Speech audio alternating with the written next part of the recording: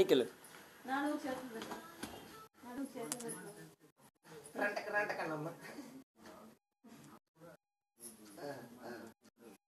కళ్ళ బాగానే ఉంటాయి నాన్నకెళ్ళంట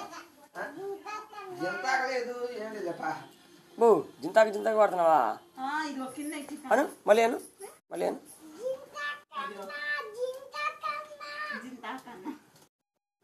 పైకి లేచి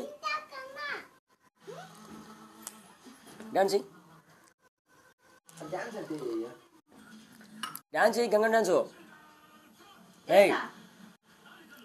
వేయాలి పాడబెట్టు వెయ్యాలి అదిగో